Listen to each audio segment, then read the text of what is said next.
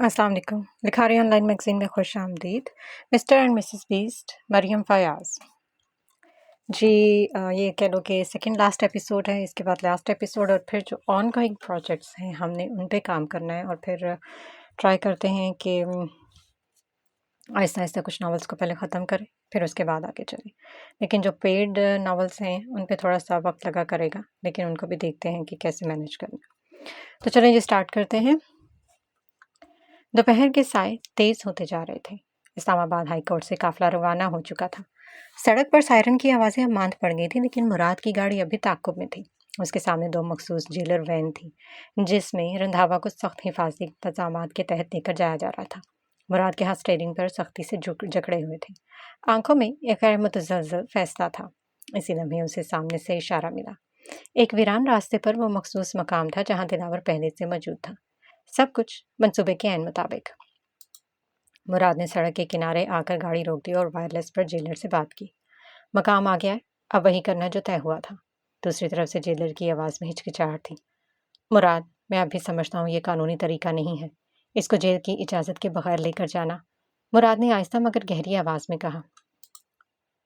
मैंने तुम्हें कभी अपने मफाद के लिए कुछ नहीं कहा, मगर आज अगर तुम मुझे इनकार करोगे तो ये एहसान तुम्हारी सारी इज्जत पर भारी पड़ेगा।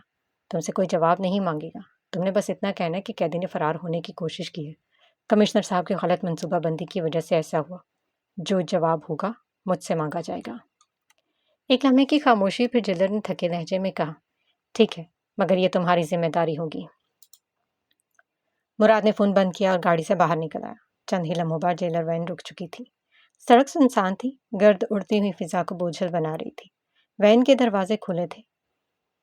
दो सिपाहियों ने रंधावा को नीचे उतारा। हाथों में हथकड़ियाँ थी, आंखों में अब भी गरूर, जैसे वो अभी भी ये मानने को तैयार न था कि बाजी पलट चुकी है।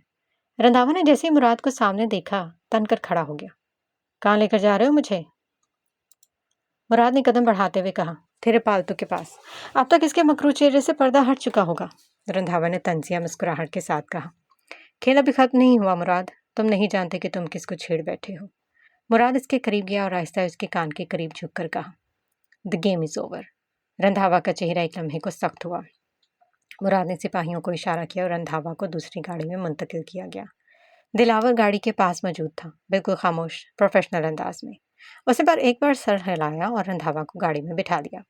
जेलर की वैन और बाकी फोर्स की गाड़ियां अब रवाना हो चुकी थी। इन्हें मालूम ही न था कि कैदी अब वहां नहीं है। गाड़ी चल पड़ी। मुराद ने साइड मिरर में रंधावा की मौजूदगी को आखिरी बार देखा और स्टीयरिंग को थामकर गाड़ी को बालाज के दिए हुए मकाम की तरफ मोड़ लिया। रास्ता लंबा नहीं था, मगर अनजान बहुत गहरा था। जैन जियान को बुरी तरह पीट रहा था कि इसी लम्हे शम्स पैलेस के मरकजी दरवाजे की तरफ से एक आदमी अंदर दाखिल हुआ। ओए, छोड़ दो जियान को, वरना ये बच्चा मरेगा। मुस्तफ़ा के माथे पर गन रखे वो अजनबी धाड़ा। मुस्तफ़ा? फरहान के मुंह से बेसाख्ता निकला और फौरन इसकी तरफ बढ़ा, मगर वो आदमी हो रहा है। ओए, दूर रह। फरहान, मुझे बचाओ। मुस्तफ़ा की आवाज़ भर आ गई। फरहान एक कदम और आगे बढ़ा ही कि वो आदमी गुर्राया, दूर दूर दूर रहो, वरना यहीं ठोक दूंगा उसे। फिर उसने जैन को इशारा किया, छोड़ दे जैन को, वरना ये बच्चा नहीं बचेगा। जैन ने सख्ती से मुट्ठी बंद की, मगर हाथ उठाते पीछे हट गया। जैन जमीन से उठता हुआ उठा। माथे से खून बह रहा था, मगर वो हंसने लगा। शाबाश मेरे दोस्त, जैन ने उस आदमी की तरफ देखकर कहा। दोनों एक मकरू हंसी में डूब गए। जैन ने फरहान को गुस्से से देखा। तुम्हें मना किया था, मुस्तफ़ा को हीर के साथ भेज दो। फरहान की सांसें तेज हो गई। सियान इस आदमी के साथ मुस्तफ़ा को लेकर बाहर की तरफ बढ़ा। जैसे ही बाहर निकले, दोनों अलग अलग सिमतों में भागे। जैन दाएं तरफ भागा, जबकि वो आदमी मुस्तफ़ा को लिए बाएं तरफ। भला जल्दी से आगे बढ़ा। तुम लोग जैन के पीछे जाओ, मैं बारान को बोलता हूँ, वो इसी तरफ मुराद के इंतजार में बैठा है। मुस्तफ़ा को बचा लेगा वो। जाओ जल्दी। जैन और फरहान फौरन जैन के पीछे लग गए। बालाज ने थरथराते हाथों से मोबाइल निकाला और बारान को कॉल मिलाई। पहले ही बेल पर फ़ोन उठा लिया गया। हाँ बोल बालाज। मेरी बात गौर से सुन। तो कहाँ है इस वक्त? बालाज की आवाज़ में घबराहट नुमाया थी। मुराद का इंतज़ार कर रहा हूँ, बालाज ने संजीदगी से कहा। तो जिस तरफ है अचानक एक आदमी आ रहा है, उसके साथ मुस्तफ़ा है, तूने उसे बचाना है, बालाज ने जल्दी से कहा। बारान के लबों पर आधे अल्फाज आकर रह गए। क्या मुस्तफ़ा? मुस्तफ़ा यहाँ? तो क्या बोल रहा है? सब पता चल जाएगा, फिलहाल जो बोला है वो कर, कुछ भी कर। مصطفیٰ کو بچا۔ یہ کہتے ہی بالاج نے فون کاٹ دیا۔ ادھر باران کچھ پل خاموش رہا، جیسے الفاظ کو جذب کرا، پھر ایک جھٹکے سے خود کو سنبھالا، اپنی گن کو لوڈ کیا، واکی ٹاکی کو پینٹ کی جیب میں پھنسایا اور تیزی سے دروازے کی طرف لپکا۔ وہ بلیک ٹی شرٹ پہنے تھا، اس کے بازوں اور مسلز اور کی رگیں نمایاں ہو رہی تھیں، آنکھوں میں ایک شدید فیصلہ اور قدموں میں بجلی تھی۔ کچھ دیر بعد مراد کی گاڑی ایک سنسان جھاڑیوں اور پتھروں سے گھرے مقام پر رکی۔ فضا میں عجیب سی سناٹا چھایا ہوا تھا، جیسے پہاڑوں کے پیچھے کوئی سانس روک کے کھڑا ہو۔ مراد نے فوراً ڈیش بورڈ سے واکی ٹاکی اٹھائی اور باران سے کانٹیکٹ کرنے کی کوشش کی۔ چند لمحوں بعد باران کی دبی تھکی ہوئی آواز نکلی۔ مجھے کچھ سمجھ نہیں آ رہا کہ یہ بالاج کیا کھیل کھیل رہا ہے۔ فرحان اور زین یہاں کیا کر رہے ہیں؟ مراد کی پیشانی پہ بل پڑے۔ کیا بول رہے تو؟ باران نے جھنجھلاتے ہوئے جواب دیا۔ ابھی وقت نہیں ان سب باتوں کا، وہ دونوں زین کے پیچھے دائیں طرف گئے۔ تو وہی جا۔ مراد کی نظریں سامنے کی جانب گئیں۔ اس نے گاڑی کا دروازہ کھولا اور باہر نکلتے ہوئے بولا۔ اور تو؟ باران کی آواز تھوڑی دیر کو خاموش ہوئی، پھر مدھم اور سنجیدہ لہجے میں بولا۔ ابھی وقت نہیں ہے بتانے کا۔ اور اسی لمحے واکی ٹاکی سے صرف سائیں سائیں کی آوازیں ابھری۔ رابطہ منقطع ہو چکا تھا۔ مراد نے ایک لمحہ ضائع کیے بغیر مڑ کر دلاور کی طرف دیکھا، جو گاڑی کے ساتھ ہی کھڑا تھا۔ گاڑی دائیں موڑو، وہ وہیں آ گیا ہے۔ دلاور نے فوراً گاڑی سٹارٹ کی، انجن کی گرج سناٹے کو چیرتی ہوئی آگے بڑھی۔ ادھر شمس پہلے سے کافی فاصلے پر جنگل کی گھنی جھاڑیوں کے درمیان وہ آدمی مصطفیٰ کو زبردستی بازو سے تھامے کھینچتا جا رہا تھا۔ مصطفیٰ بار بار ہاتھ چھڑانے کی کوشش کرتا، مگر اس کی گرفت فولادی تھی۔ وہ آدمی اچانک ایک جگہ رک گیا، ایک لمحے کو سانس لیا، پھر جھک کر مصطفیٰ کی آنکھوں میں دیکھتے ہوئے بولا۔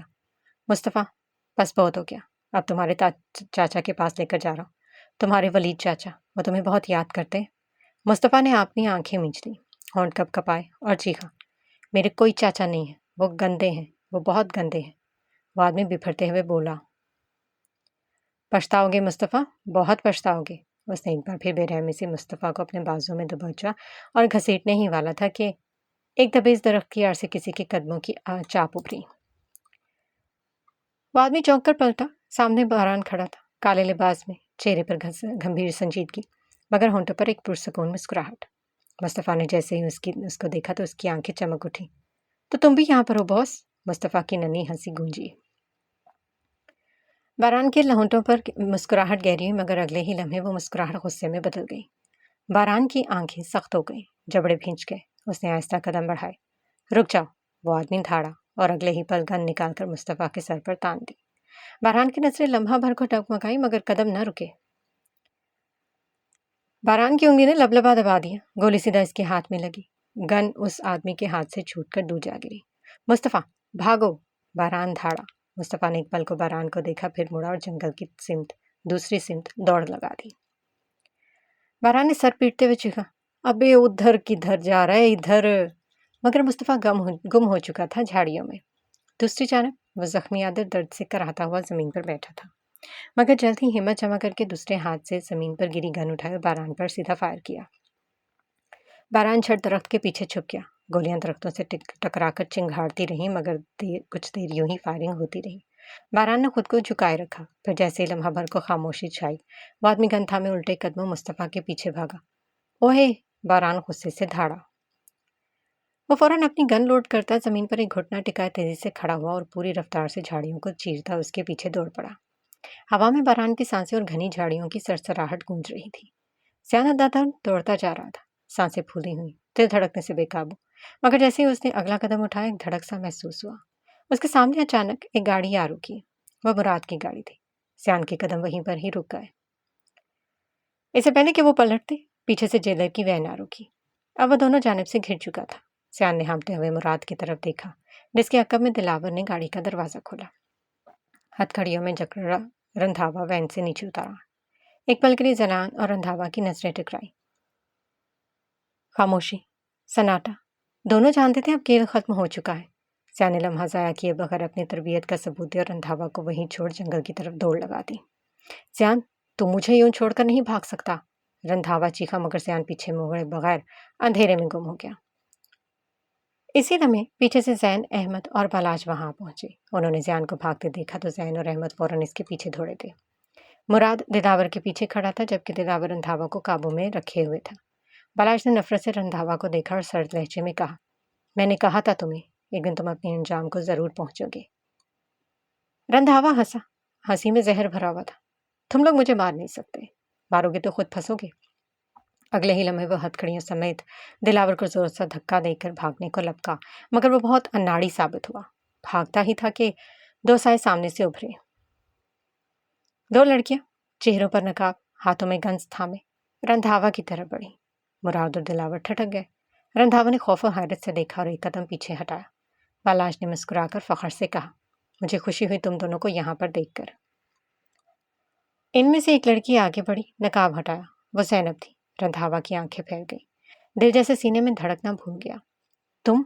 ज़ैनब सर्द लहजे में बोली। हाँ, मैं। पहचाना? वही ज़ैनब जिसे तुमने जीने के काबिल ना छोड़ा था, जिसे मेरे घर वालों को तुमने मारा था। आज तुम मरोगे।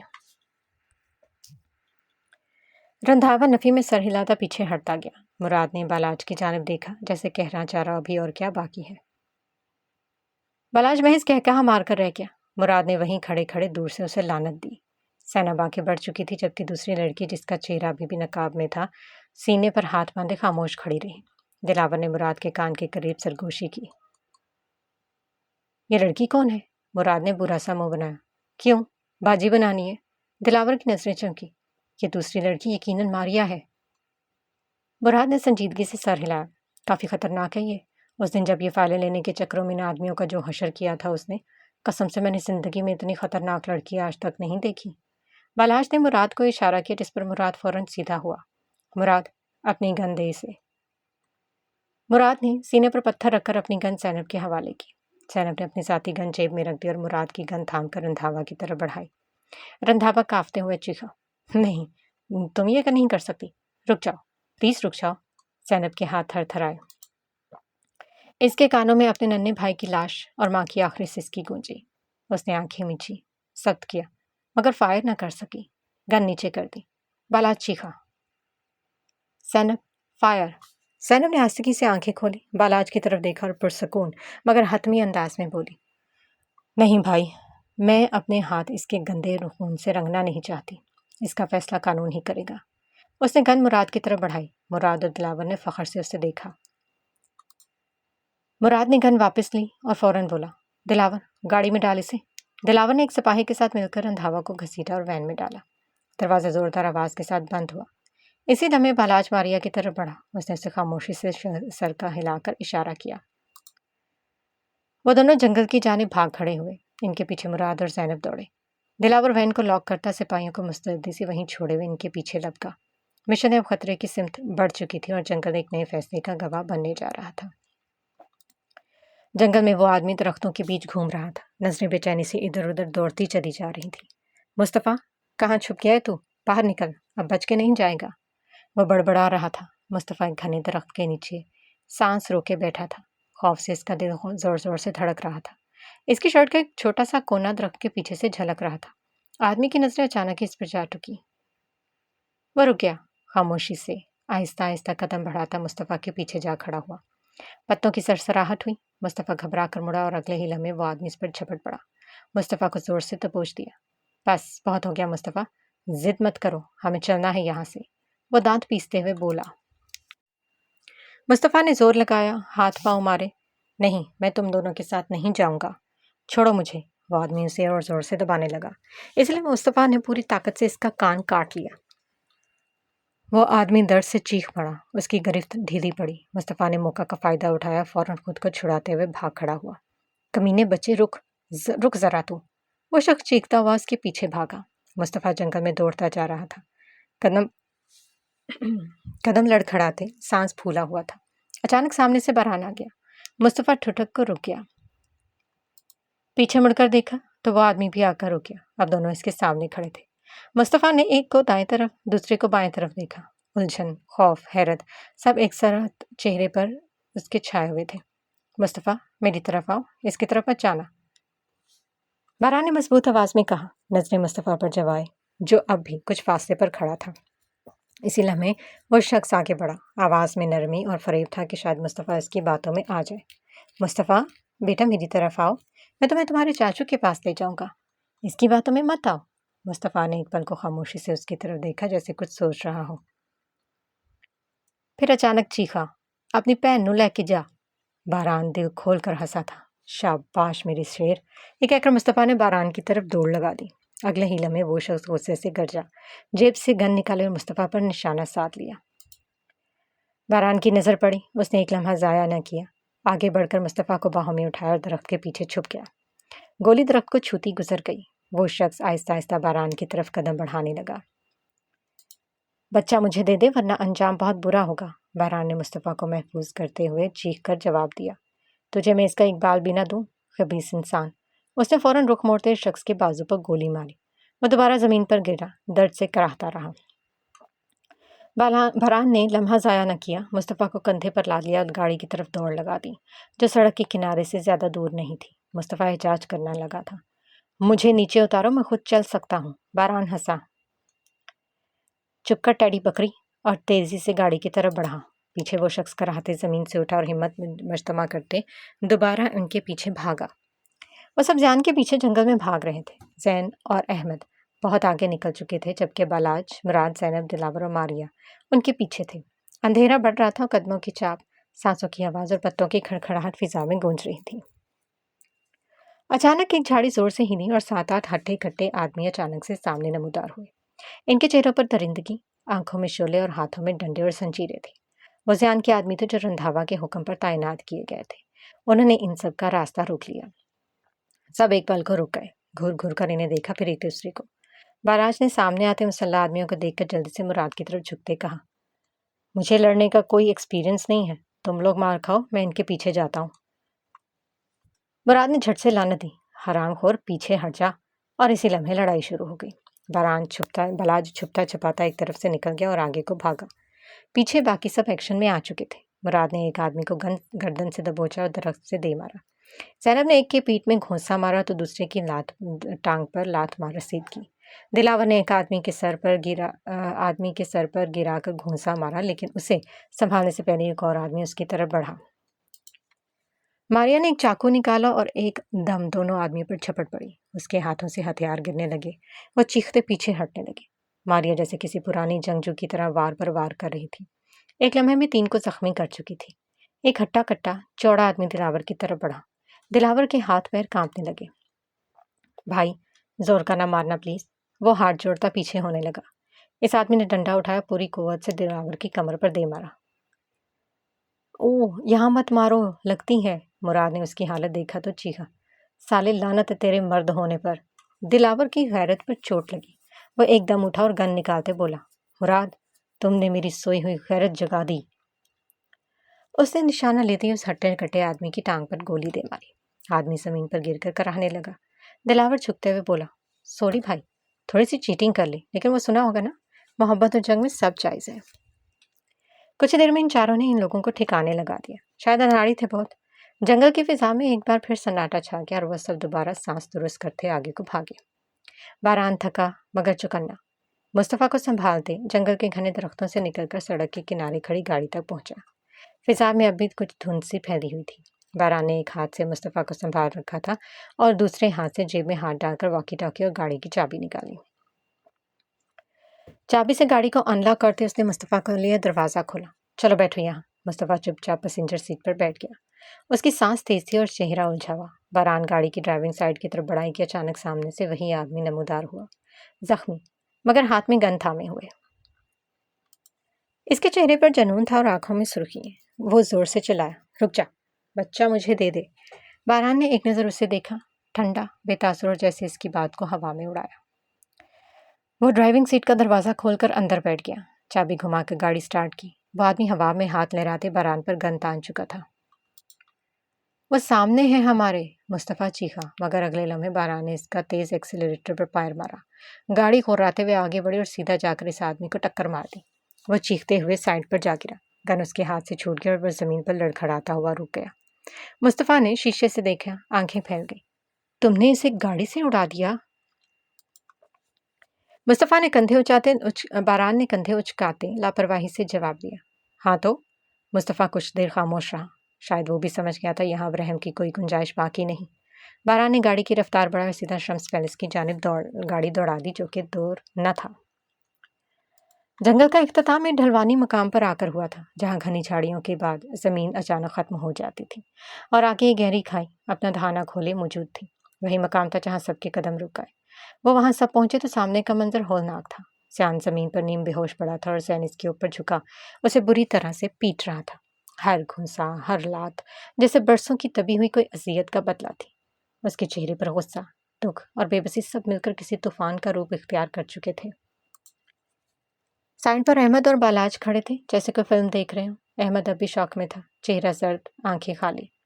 زین کی آواز گونجی، یہ سب تو کم ہے، یہ جو کچھ کرتا رہا ہے ان سب کے لیے تو موت بھی آسان سزا ہے۔ وہ دوبارہ مکہ اٹھاتا کہ دلاور تیزی سے آگے بڑھا۔ بس کر دو، وہ مر جائے گا۔ زین ہانپتے ہوئے رک گیا، ایک لمحے کو دلاور کی آنکھوں میں دیکھا، جیسے دل کی آگ باہر نکالنے کے لیے بعد اب تھکن باقی رہ گئی تھی، اور اس نے جو کیا وہ سب کچھ برباد کر دیا۔ زین کی آواز اب تھکی تھکی سی تھی۔ دلاور نرمی سے بولا، اس کا حساب قانون لے گا، تم نہیں۔ زین کی سانسیں آہستہ ہوئیں اور وہ زیان کے اوپر سے ہٹ گیا۔ اسی لمحے ماریا آگے بڑھی، زیان کو ایک نظر دیکھا اور زینب کی جانب بڑھنے لگی کہ دلاور حسب معمول پر پڑا۔ ویسے کافی خطرناک لڑکی ہیں آپ، تلوار کی طرح لڑتی ہیں۔ ماریا نے اس کی طرف دیکھے بغیر کہا، اپنا منہ بند رکھو۔ مگر دلاور کہاں باز آتا تھا، زیر لب بولا، تمہارے جیسی ایک اور لڑکی دیکھی تھی میں نے، پر وہ اب اس دنیا میں نہیں رہی۔ ماریا نے اب اس کی بار کچھ نہ کہا۔ دلاور نے مراد کے کان میں سرگوشی کی، اب تو ہٹا دے نقاب، کون سا شرعی نقاب کیا ہوا اس نے؟ مراد نے اسے سخت نظروں سے دیکھا، جیسے کہہ رہا تیرا مطلب؟ اچانک زیان کی کرہتی آواز نے سب کو چونکایا، تم لوگوں کو کیا لگتا ہے مجھے سزا دے دو گے؟ جو کچھ کیا تم سب نے مجبور کیا۔ ہاں، جلتا تھا میں تم سے، جب تمہارے پاس وہ سب کچھ ہوتا دیکھتا جو میرے پاس نہیں تھا، تو دل کرتا تھا تمہیں ختم کر دوں۔ وہ چہرہ اٹھا کر ہنسا، پاگلوں کے جیسا۔ انوشے کو چھینا تم سے، مریم وہ تمہیں عزیز تھی نا، اسے بھی چھین لیا، سب کچھ چھینا۔ مجھے بس میری جائیداد چاہیے تھی، چاہے تم سب کو مارنا ہی کیوں نہ پڑتا۔ سب سکتے میں تھے پھر، مگر اب تم لوگ مجھے سزا نہیں دو گے۔ یہ کہتے ہی زیان اٹھا اور بغیر کسی کو سنبھلنے کا موقع دیا کھائی کی طرف لپکا اور چھلانگ لگا دی۔ نہیں، زین چیختا ہوا آگے بڑھا، لیکن دیر ہو چکی تھی، وہ نیچے جا چکا تھا۔ زین نے غصے سے ایک درخت پر مکہ مارا۔ لعنت ہے، مراد کی آواز بھاری ہو چکی تھی، مجھے گھن آتی ہے، یہ غلیظ انسان میرا چچا ساتھ تھا۔ دلاور بولا، میں نیچے جا کر دیکھتا ہوں لاش کو، اور کھائی کے کنارے دیکھنے لگا۔ زین کے بالکل ساتھ ماریا کھڑی تھی، نگاہیں کھائی کی گہرائی میں گم، جیسے وقت کے دھارے میں کوئی بہت پرانا منظر پھر سے آنکھوں کے سامنے آ گیا ہو۔ اس کے لب ہولے ہولے کچھ کہنے لگے، بے قرار کر کے ہمیں یوں نہ چاہیے، آپ کو ہماری قسم، لوٹ آئیے۔ زین کی نظریں اس پر ٹک گئی، وہ آہستہ سے اپنے چہرے پر موجود نقاب کو ہٹانے لگی، پھر انگلی سے دونوں آنکھوں کے لینس نکالے اور ہوا میں چٹکی بجاتے پھینک دیے۔ نیلی گہری سمندر جیسی آنکھیں جو ایک زمانے میں اس کی پہچان تھی۔ وہ آہستہ سے مڑی، تینوں کی آنکھیں پھیل گئیں۔ احمد کے لب ساکت، مراد کا چہرہ سفید پڑ چکا تھا۔ دلاور تو پیچھے ہٹتے لڑکھڑا گیا، مراد کے منہ سے بے ساختہ نکلا، مریم۔ وہ بس ہولے سے مسکرائی، ہاں وہ مریم تھی، وہ زندہ تھی۔ ماضی ہسپتال کی راہداری میں فرحان اور بالاج پریشانی سے ٹہل رہے تھے کہ اچانک راہداری میں زین بھاگتا ہوا ہے۔ کہاں ہے وہ؟ بالاج آگے بڑھ اس کے کندھے پر ہاتھ رکھا۔ فرحان نے زین سے نظریں چرائی۔ بالاج نے حیرت سے اسے دیکھا اور بولا، فرحان تو زین کو مجرم۔ بالاج ان دونوں کی طرف انگلی کرتا بولا۔ وہ حیران ہوا تھا کہ جہاں فرحان زین کے خون کا پیاسا تھا، آج اس سے نظریں چرا رہا ہے۔ زین نے اس کے کندھے پر ہاتھ رکھا اور گہری سانس لیتے بولا، یہ جان چکا ہے، حقیقت مریم نے اسے سب بتا دی ہے، معافی مانگ چکا ہے مجھ سے۔ تو بالاج نے فرحان کو گلے سے لگایا۔ اسی لمحے ڈاکٹر باہر آئی اور بولی، ان کی حالت کافی نازک ہے، ان کا علاج یہاں ممکن ہے، جلدی ہو سکے ان کو لندن لے جائے۔ ان سب نے پریشانی سے ایک دوسرے کو دیکھا۔ ڈاکٹر جا چکی تھی، مریم مر چکی ہے۔ زین کی آواز ان دونوں کی سماعتوں سے ٹکرائی۔ ان دونوں نے کہا، کیا؟ ہاں، ہم یہی ظاہر کریں گے کہ مریم مر چکی ہے۔ فرحان، تم ان سب کو اس کی موت کا ذمہ دار ٹھہرا کر مریم کی میت کو لے کر جا چکے ہو۔ بالاج فوراً چیخا، پاگل ہو گیا ہے، باران مر جائے گا، کوئی کسی کے لیے نہیں مرتا۔ زین چیخا۔ اور پھر یہی ہوا، ان لوگوں نے ڈاکٹرز اور عملے کو اپنے ساتھ ملاتے مریم کو ہسپتال میں ہی روپوش کیا۔ बालाज और जैन ने अपने असर रसूख इस्तेमाल करते डॉक्टर्स को झूठ बोलने पर मजबूर किया और फरहान और जैन मंजर से गायब हो गए, जबकि बालाज ने अपनी झूठी हालत बताते सबको ये जताया कि मरियम मर चुकी है और फरहान उसकी मैयत को लेकर जा चुका है। अगले कुछ रोज़ में जैन और फरहान मरियम को लेते लंदन रवाना हो गए। पीछे जैनब और हीर को हैरी ने लंदन लेकर जाना था। वहाँ मरियम का इलाज चलता रहा और 1.5 साल की मुद्दत इलाज के बाद मुकम्मल मरियम रिकवर हो चुकी थी। जैन ने उसकी तरबियत अपने तौर पर दोबारा शुरू की और ये सारा प्लान बालाज के साथ मिलकर बनाया। बारान ने शम्स पैलेस के बाहर गाड़ी रोकी और वॉकी टॉकी से मुराद से कनेक्ट करने की कोशिश की, मगर वो सुन ही नहीं रहा था। सुनता भी कैसे? दूसरी तरफ मुराद जो शौक की कैफियत में अपने सामने जिंदा खड़ी सलामत मरियम को देख रहा था। वाइब्रेशन पर वो चौंका और जब जेब से वॉकी टॉकी निकालते बोला, हाँ। तो बारान बोला, किधर मर गया था? क्या हुआ? पकड़ा इस खबीस को? वो कूद गया। तो मुराद खोई हुई कैफियत में बोला, क्या? कहाँ कूद गया? तो बारान बोला, खाई में। तो वो बोला, लानत हो तुम सब पर। इसी लम्हे बारान बोला, तुझे क्यों मिर्गी के दौरे पड़ रहे हैं? आवाज़ क्यों कांप रही है? बारान। जैसे ही वो होश में आया वो चिल्लाया। बारान ने कान पर हाथ रखा। क्या है? चीख क्यों रहा है? वो जिंदा है बारान। तो वो बोला। एक पल को वो चौंका और ठटका। कौन? किसकी बात कर रहा है? तो मुराद खुशी से चिल्लाया, मारिया जिंदा है। तो बारान बोला, मारिया? तो मुराद ने सर पर हाथ मोला और बोला, मारिया मरियम है, वो जिंदा है। मधुमक्खी जिंदा है बारान, वो मेरे सामने खड़ी है। मुराद पागलों की तरह जैसे बोला। बालाज उसे देखकर हंसा। दूसरी तरफ मुराद के अल्फाज बारान के कान में अटक गए। वह सख्ते में चला गया, जैसे कोई बात हजम ना हो रही हो। मुस्तफ़ा ने उसे हैरत से देखा। अगले ही लम्हे बारान ने गाड़ी का दरवाज़ा खोला और गाड़ी से निकलते हुए बाएं जानब भागा। उसके कदमों में लड़खड़ाहट थी, मगर वह ऐसे भागा जैसे अपना भागा तो जिंदगी खो देगा। दूसरी तरफ बालाज मरियम की तरफ बढ़ा और उसे अपने सामने करते इसका माथा चूमा, मेरी जंगली बिल्ली। मरियम मुस्कुरा दी। उसकी आंखों में आंसू थे। बालाज बोला, चंद साल पहले मैंने तुम्हें मना किया था ना बारान से मिलने पर। आज ही मैं कह रहा हूँ, जाओ, भाग जाओ इसके पास। वो बहुत तड़पा है तुम्हारे लिए। जाओ, भाग जाओ, वो यहीं आ रहा है। जाओ। मरियम खिलखिलाते हुए भागी और पूरा दम लगाकर भागी। उधर बारान भाग रहा था। वो नहीं जानता था वो कहाँ भाग रहा है, वो बस भाग रहा था। वो बाएं जानब भागा, फिर दाएं जानब, दोबारा बाएं जानब, तो कभी सीधा भागा। दूसरी तरफ मरियम भागते भागते सड़क के किनारे पर पहुंची और वह भागते भागते सड़क के दूसरे किनारे पर। वह दोनों सांस लेने के लिए रुके। वह एक लंबी सड़क थी जिसके एक किनारे पर मरियम आकर रुकी और दूसरे किनारे पर सांस लेने के लिए बारान। बेसाख्ता दूर से दोनों ने एक दूसरे को देखा और जब एक लम्हे को नजरें मिली, वो लम्हे जैसे जमाना बन गया। इनके कदम बेकाबू हो चुके थे। वह ऐसे भागे जैसे किसी सैराब में प्यासे को पानी नजर आ गया हो। बारान भागते भागते 2 दफा गिरा और फासले मगर दोबारा खड़े होते फिर दौड़ा और फिर फासले खत्म हो गए। आजमाइश खत्म हुई। बारान ने उसे अपनी बाहों में समो लिया। उसने अपनी से सख्ती से खुद में भींचा, जैसे वो कहीं गायब हो जाएगी। दोनों बेसाख्ता फूट फूट कर बुलंद आवाज में रो दिए। बारान उससे अलग हुआ, उसका चेहरा पकड़ते गौर से उससे देखा, जैसे यकीन कर रहा, ये ख्वाब तो नहीं। उससे गौर से जोर से खुद को थप्पड़ मारा। मरियम ने उसका हाथ पकड़ लिया। ये हकीकत है बारान। और दोबारा उसने उसे खुद में भींचा। वो दोबारा अलग करते बेसाख्ता मुसलसल इसका माथा चूम रहा था, कभी इसका गाल, कभी इसका दूसरा गाल, कभी इसकी आंखों को, कभी इसकी नाक को। वो उसे चूमता चला गया। उसने दोबारा उसे सीने से लगाते, उसकी गर्दन में चेहरा छुपाते सांस भरी और इसकी खुशबू को महसूस किया, और वो मरियम की बाहों में बिखरता चला गया। वो रो रहा था। इसके रोने में शिकायत थी, बरसों की तड़प थी, और मरियम ने उसे रोने दिया। वो खुद भी रो रही थी। बारान से दूरी इसके लिए भी इतनी ही कठिन थी। वो टूट गया था और अब मरियम ने उसे जोड़ना था। उधर बालाज ने सुल्तान हवेली अब्बा हजूर का फ़ोन किया। आवाज़ में एक अजीब सी ठहरी हुई संजीदगी थी, जैसे बरसों का बोझ एक लम्हे में उतारना हो। उसे सारी हकीकत खोल कर रख दी। ज़ियान के काले करतूत, इसके मकरू खेल, एक एक जुल्म की परत, सब कुछ सवाए मरियम के। अब्बा हजूर दूसरी तरफ से हैरानी से खामोश हो गए। लम्हा भर को लगा जैसे ज़बान ने साथ छोड़ दिया हो। बालाज ने मजीद कुछ कहने की बजाय बस एक हदायत दी। सब लोगों को लेकर काराबे मेंशन पहुंचे। अब्बा हजूर ने खामोशी से सर हिलाया और फिर अगले ही घंटे पूरा ख़ानदान काराबे मेंशन के वसी हाल में मौजूद था।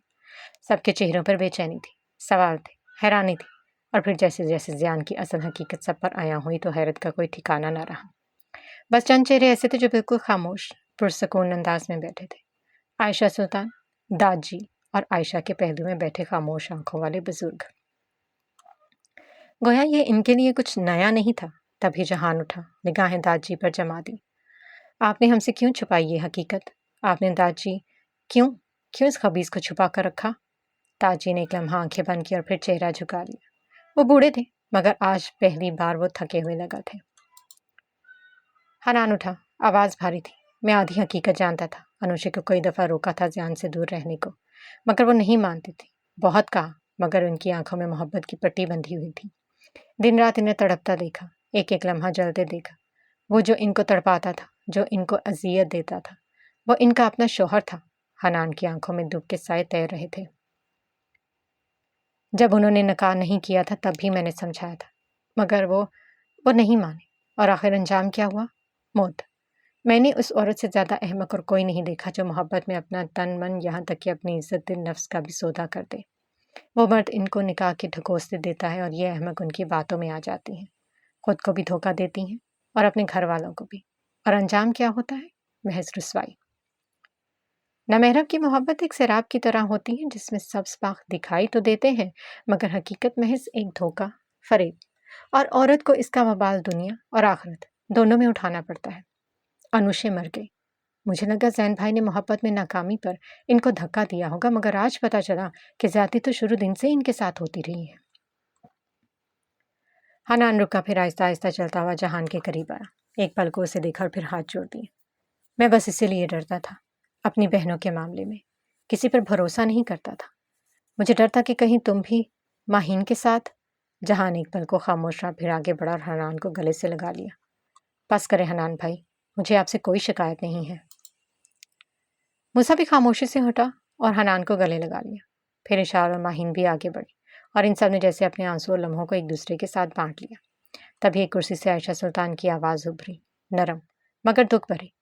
काश काश आज मरियम जिंदा होती तो अपनी बहन और अपने मुजरिम का अंजाम देखती। ये लम्हा हाल पर जैसे सन्नाटे का कंबल डाल गया। खामोशी के बीच कहीं हवा भी रुक गई थी। उसी लम्हे लाउंज की खामोशी में अचानक बूटों की चाप गूंजी। सबने चौंक कर दरवाजे की जानिब देखा। बारान, बालाज, अहमद और मुराद चारों के साथ दाखिल हुए। रुबाब बेगम लपक कर बारान की तरफ बढ़ी, अपने बाजू फैलाकर उसे सीने से लगा लिया और आंखें भीगती चली गई। फातिमा बेगम ने आगे बढ़कर अहमद को थाम लिया। अहमद, बस एक लफ्ज़। और वो लफ्ज़ अहमद के शौक में डूबे वजूद के लिए माँ की आगोश जैसा सुकून बन गया। अहमद खामोश था, जैसे अभी तक सब कुछ हजम करने में लगा हो। बालाज ने एक नज़र सब पर डाली, चंद हमके ने खामोशी से सबको देखा। आयशा सुल्तान की निगाहें उससे मिली और उन्होंने आंखों ही आंखों में बालाज को दाद दी, जैसे कह रही हूँ, तुमने वो सब कर दिखाया जो हम सब न कर सके। वसीला में हनान और जहान आगे बढ़े, मुराद को गले से लगा। आओ शेर। हनान ने उसके कंधे पर थपकी दी।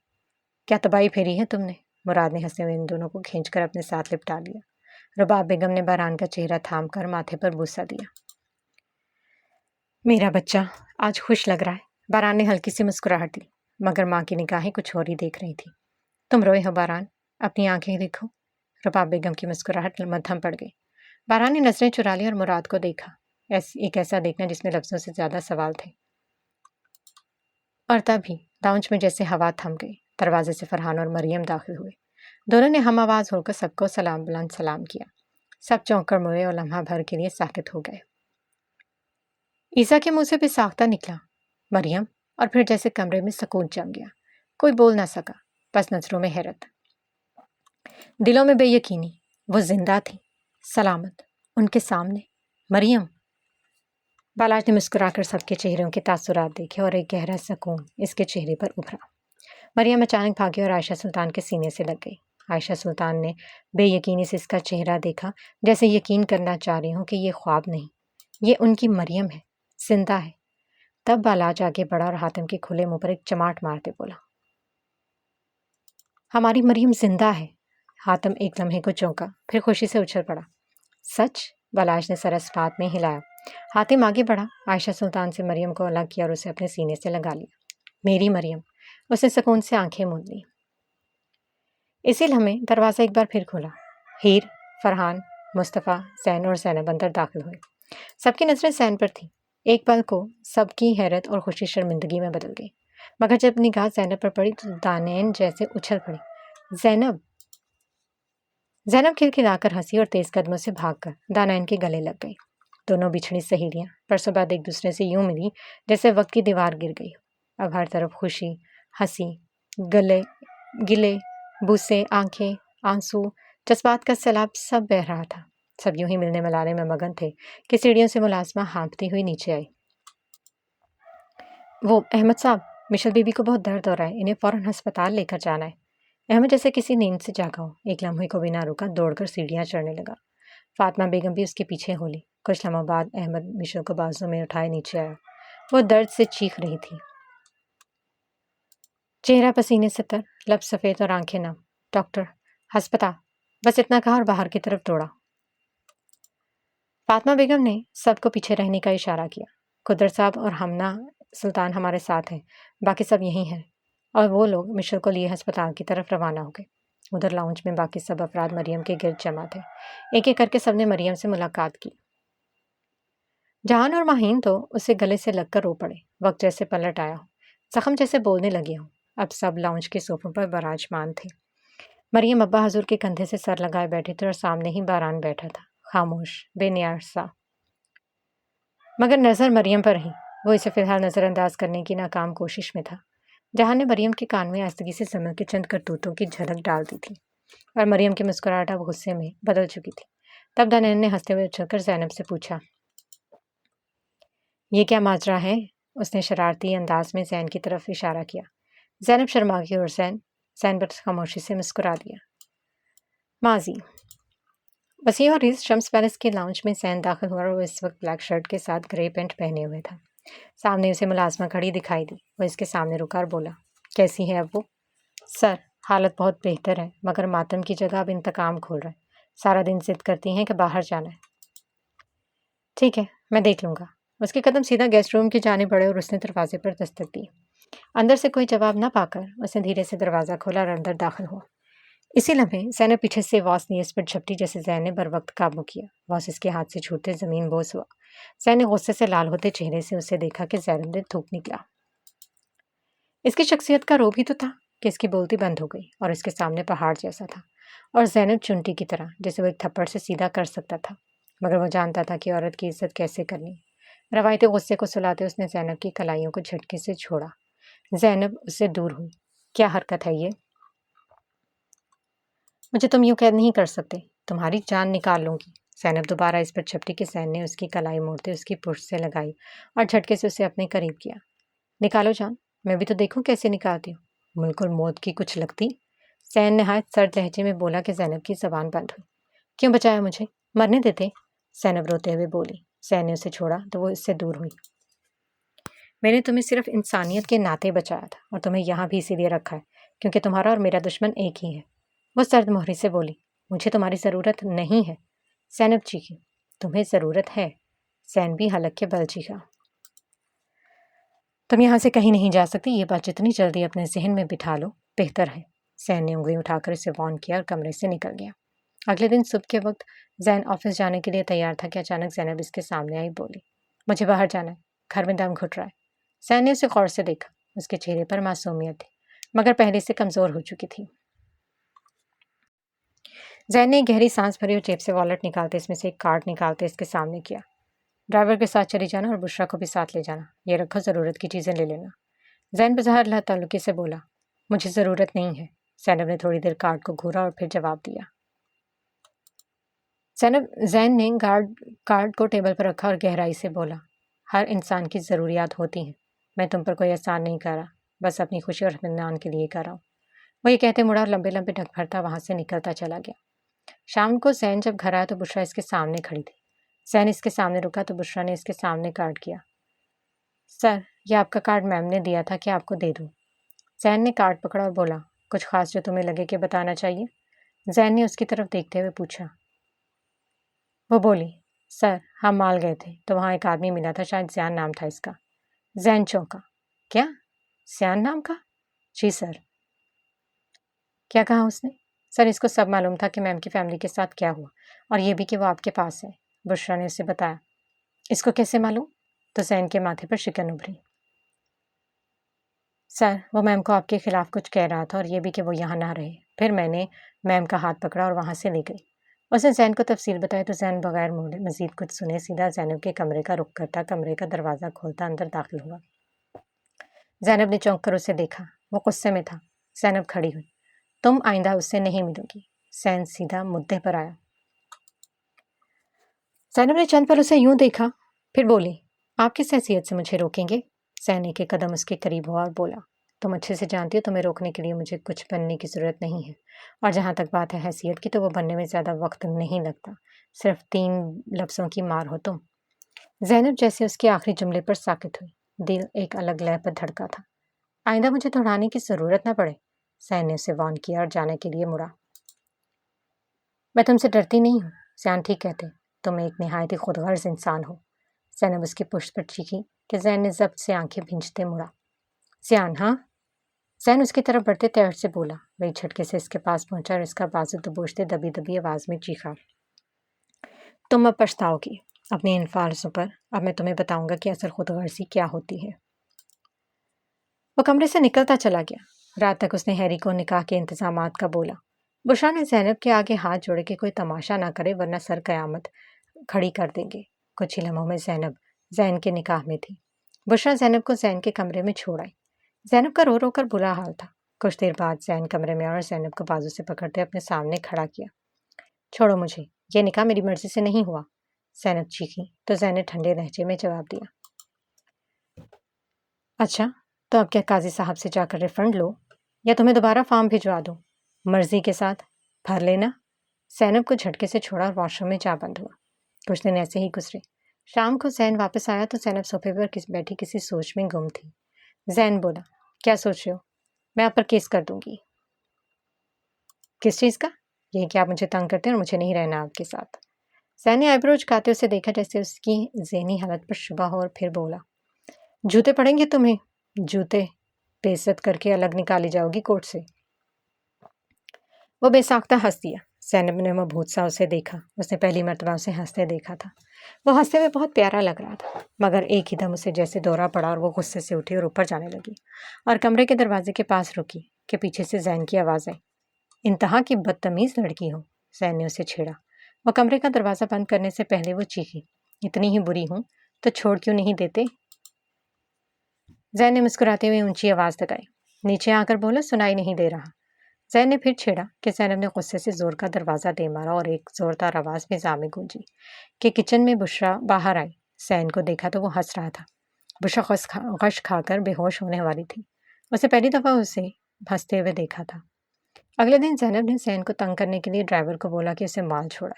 जब बुशरा ने उसे रोका, मैम मत जाएं, सर गुस्सा करेंगे। डरती नहीं है मैं तुम्हारे सर से। जैनब ने बेधड़क कहा, ड्राइवर के साथ चली गई।